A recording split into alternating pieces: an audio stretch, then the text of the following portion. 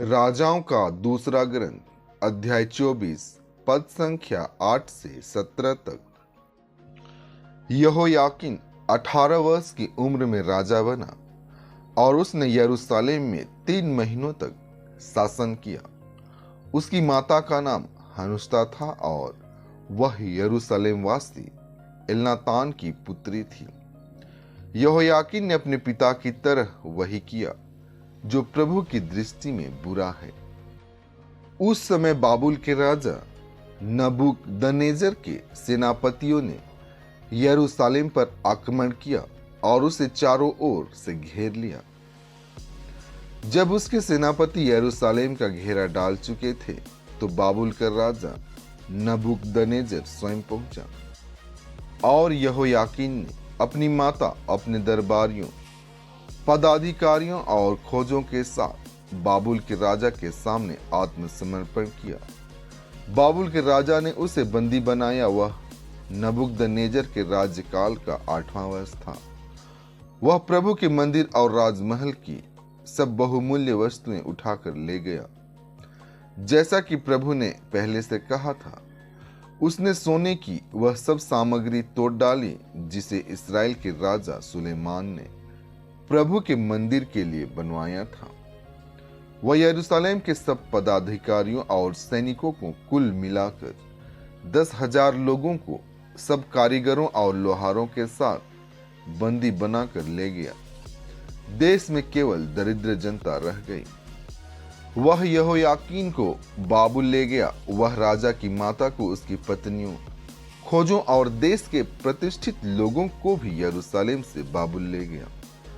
7,000 सैनिक, 1,000 कारीगर और लोहार, जितने भी लोग युद्ध के योग्य थे, सब बाबुल के राजा द्वारा निर्वासित किए गए। बाबुल के राजा ने यहोयाकीन के स्थान पर उसके चाचा मतन्याह को राजा के रूप में नियुक्त किया और उसका नाम बदलकर सिदकिय्याह रखा। संत मत्ती आज का पवित्र सुसमाचार अध्याय 7 पद संख्या 21 से 29 तक। जो लोग मुझे प्रभु प्रभु कहकर पुकारते हैं, उनमें सब के सब स्वर्ग राज में प्रवेश नहीं करोगे।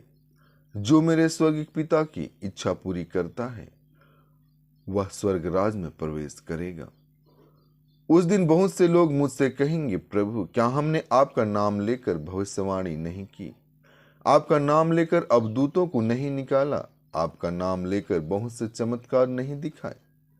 तब मैं उन्हें साफ साफ बता दूंगा, मैंने तुम लोगों को कभी नहीं जाना। कुकर्मियों, मुझसे दूर हटो। जो मेरी ये बातें सुनता और उन पर चलता है, वह उस समझदार मनुष्य के सदृश है जिसने चट्टान पर अपना घर बनाया था। पानी बरसा, नदियों में बाढ़ आई, आंधियां चली और उस घर से टकराई, तब भी वह घर नहीं ढहा, क्योंकि उसकी नींव चट्टान पर डाली गई थी। जो मेरी ये बातें सुनता है किंतु उन पर नहीं चलता, वह उस मूर्ख के सदृश है जिसने बालू पर अपना घर बनवाया। पानी बरसा, नदियों में बाढ़ आई, आंधियां चली और उस घर से टकराई। वह घर ढह गया और उसका सर्वनाश हो गया। जब ईसा का यह उपदेश समाप्त हुआ तो लोग उनकी शिक्षा पर आश्चर्यचकित थे, क्योंकि वे उनके शास्त्रियों की तरह नहीं बल्कि अधिकार के साथ शिक्षा देते थे। इन वचनों के द्वारा आपको आशीष मिले। आमीन।